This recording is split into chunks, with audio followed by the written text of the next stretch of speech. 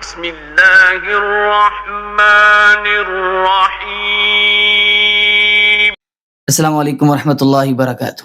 میں ہوں قاضی عمار علی الوی اور آپ دیکھ رہے ہیں میرا یوٹیوب چینل QMT تفسیر قرآن سیشن میں خوش آمدید۔ پچھلے سیشن میں ہم نے سورہ بقرہ کی پہلی 2 آیتیں سماعت فرمائی تھیں۔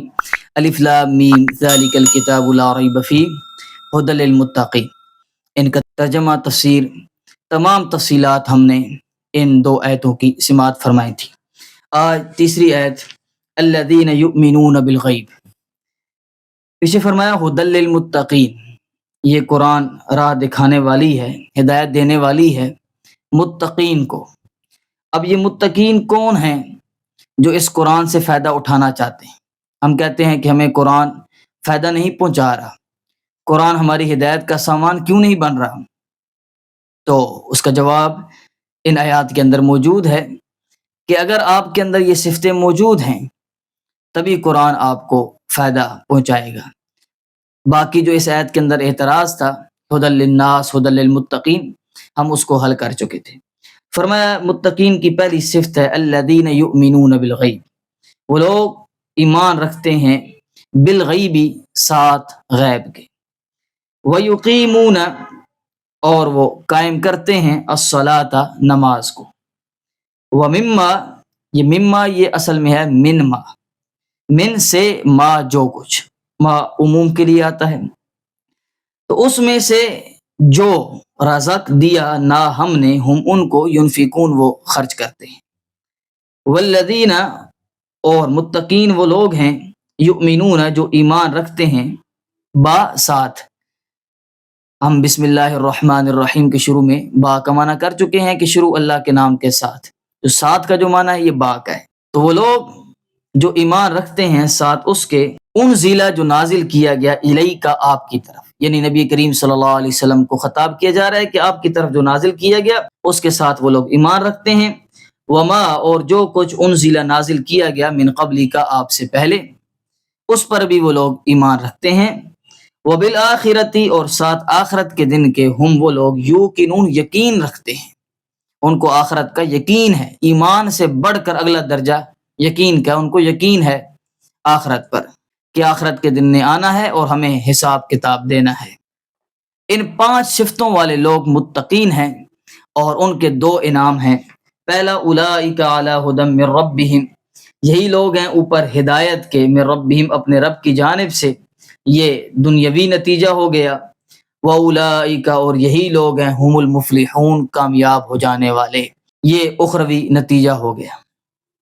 اب آ جائیں ان آیات کے اسرار کی طرف۔ سب سے پہلے ربط دیکھیں، سورہ فاتحہ کے آخر میں ہم نے 3 جماعتوں کو سماعت فرمایا۔ پہلی، صراط الذین انعمت علیہم، راستہ ان لوگوں کا جن پر اے اللہ آپ نے انعام کیا، تو پہلی جماعت ہو گئی منعم علیہم، جن پر انعام کیا گیا، اور دوسری جماعت ہے غیر المغضوب علیہم، ان لوگوں کے راستے پر نہ چلا جن پر آپ نے غضب کیا، تو دوسری جماعت ہوگی مغضوب علیہم، جن پر اللہ کا قہر، اللہ کا غضب ہوا، ولضالین، نہ ہمیں گمراہوں کے راستے پر چلا، تیسری جماعت ضالین کی ہو گئی۔ تو 3 جماعتوں کا ذکر سورہ فاتحہ کے آخر میں آ گیا۔ ایک منعم علیہم، جن پر انعام ہوا، دوسرے وہ لوگ جو جن پر غضب ہوا، اور تیسرے وہ لوگ جو گمراہ ہیں۔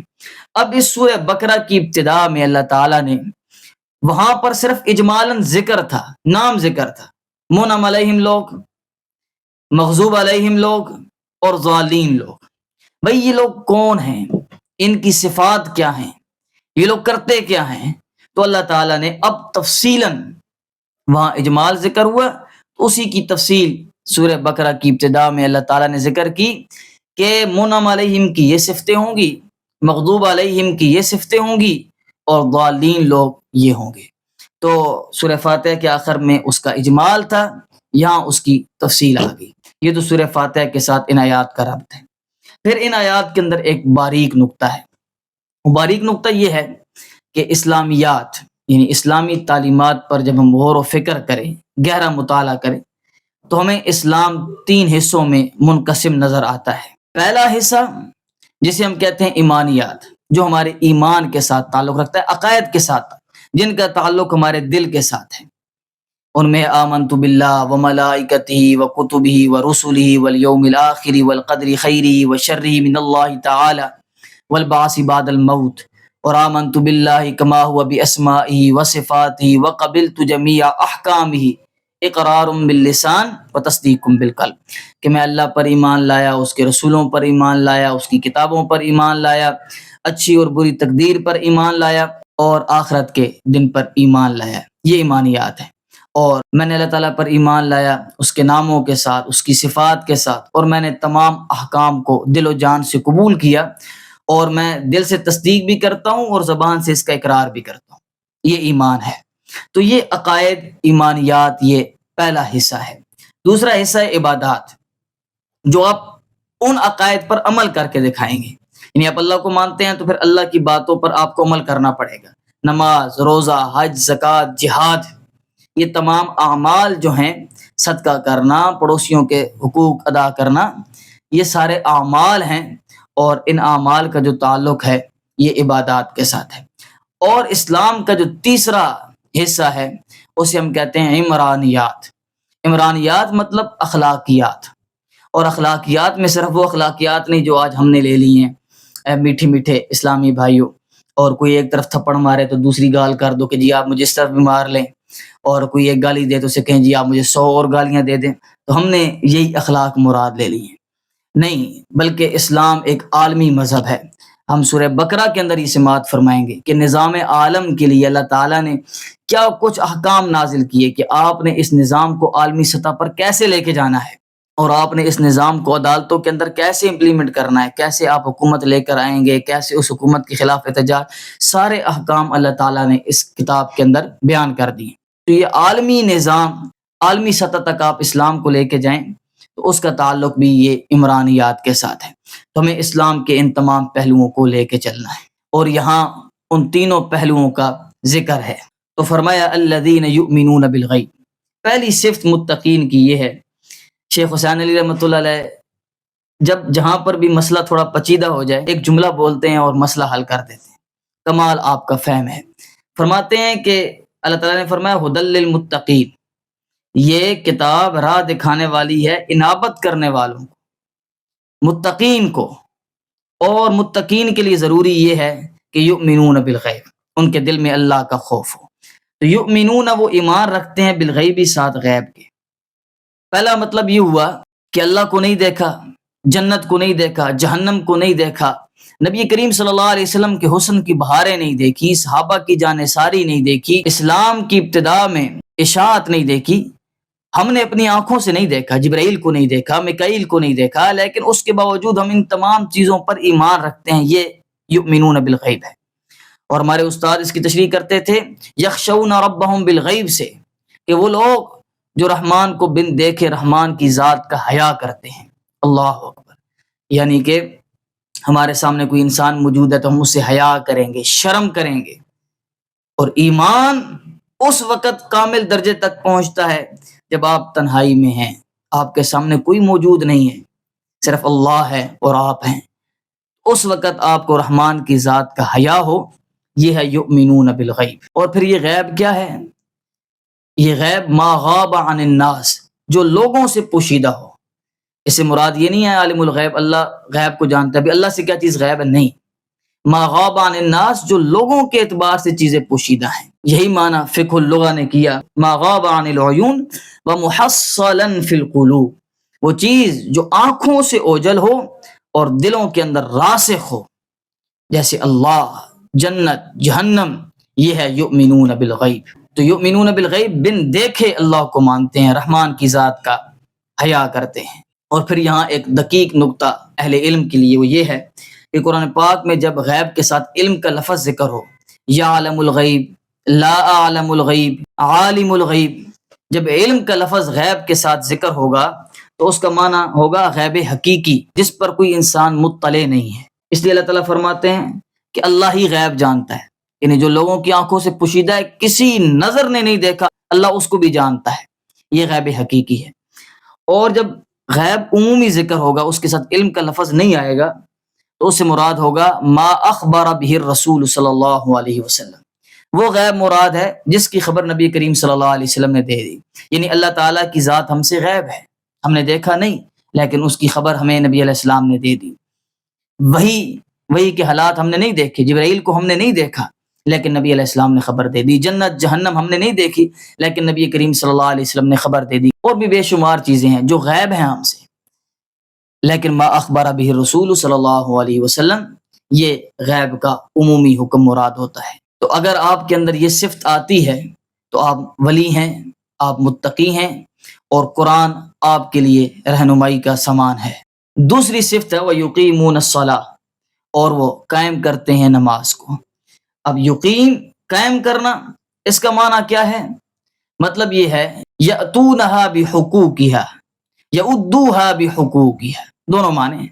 یعنی کہ اس کے حقوق کے ساتھ خشوع و خضوع کے ساتھ نماز ادا کرتے ہیں.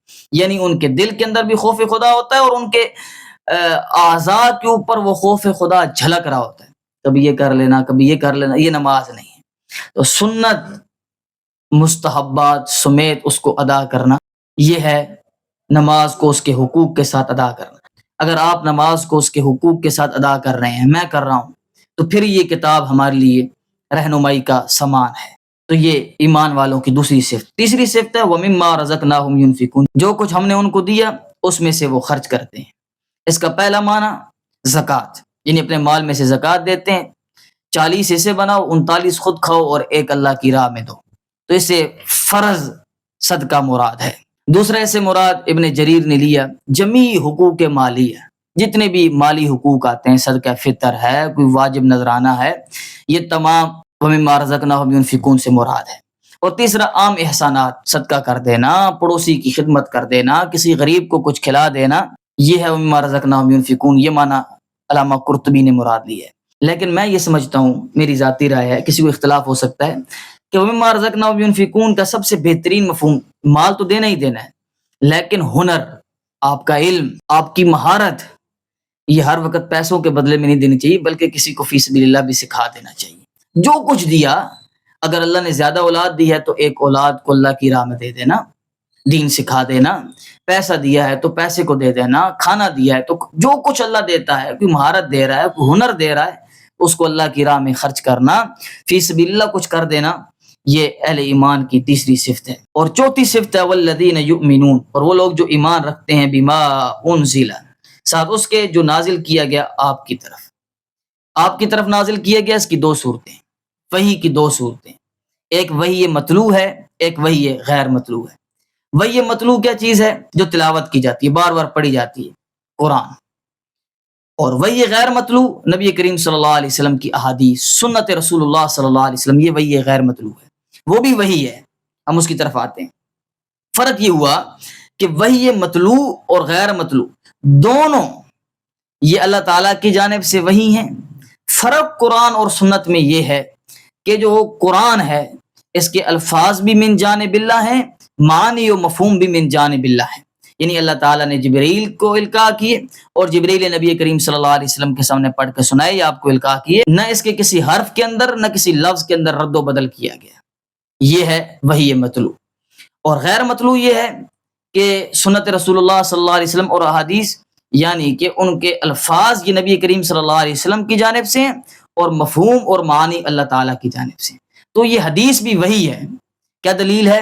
سورہ نجم کی آیت دلیل ہے وما ينطق عن الهوى ان هو الا وحی یوحى، کہ نبی کریم صلی اللہ علیہ وسلم اپنی خواہش سے کچھ نہیں بولتے. جب بھی دین کی بات کرتے ہیں تو وہ وہی بات کرتے ہیں جو اللہ کی جانب سے وحی کی جاتی ہے.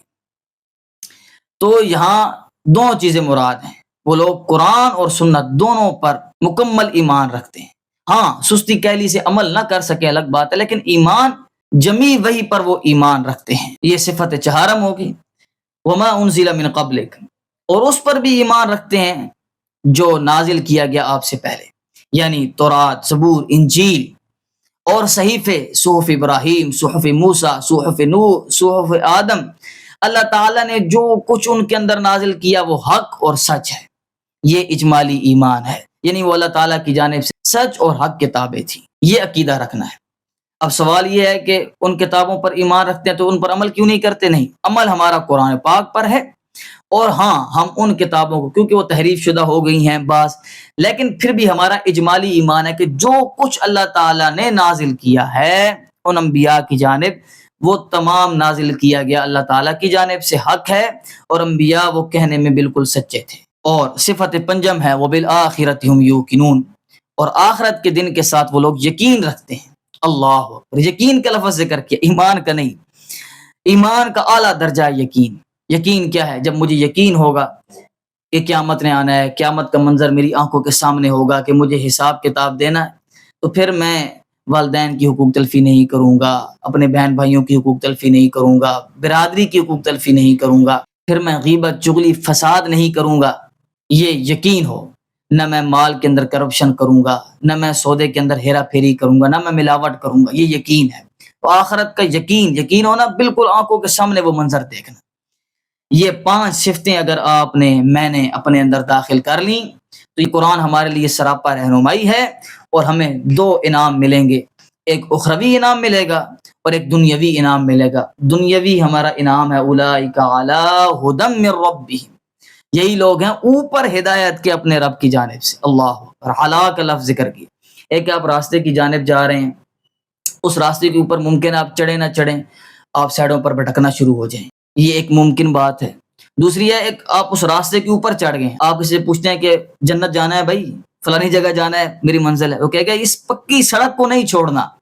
تو اللہ تعالیٰ کہہ رہا ہے ان 5 صفتوں کو اپنا لو، تم پکی سڑک پر چڑھ جاؤ گے اور انشاءاللہ جنت میں داخلہ یقینی ہو جائے گا۔ لیکن یہ 5 صفتیں اتنی آسانی سے حاصل نہیں ہوتی، ان کی مشق کرنی پڑے گی۔ اللہ تعالیٰ ہمیں اس کی مشق کرنے کی توفیق عطا فرمائے۔ تو یہ دنیاوی انعام ہو گیا کہ اوپر ہدایت کے ہیں اپنے رب کی جانب سے، اور اخروی نتیجہ یہ ہے وَأُولَٰئِکَ هُمُ الْمُفْلِحُونَ، اور یہی لوگ ہیں کامیاب ہونے والے، یعنی قیامت کے دن کامیابیوں کے تمغے انہیں عطا کیے جائیں گے۔ اور ایک باریک نکتہ ہے اہل سنت کے ہاں، الف لام جو ہے المفلحون پر یہ کمال کا ہے کہ وہ لوگ کمال درجے میں کامیاب ہوں گے۔ باقی بھی کچھ لوگ جہنم سے نکل کر جنت میں چلے جائیں گے، کامیابی وہ بھی ہوگی لیکن وہ اکمل درجے کی کامیابی نہیں، یہ لوگ اکمل درجے کے کامیاب ہو جائیں گے۔ یہ ایک باریک نکتہ ہے المفلحون کا الف لام، یہ کمال کا معنی دے رہا ہے۔ اللہ تعالی ہمیں قرآن سمجھنے کی توفیق عطا فرمائے۔ ملتے ہیں اگلے سیشن میں، بہت شکریہ۔ السلام علیکم ورحمۃ اللہ وبرکاتہ۔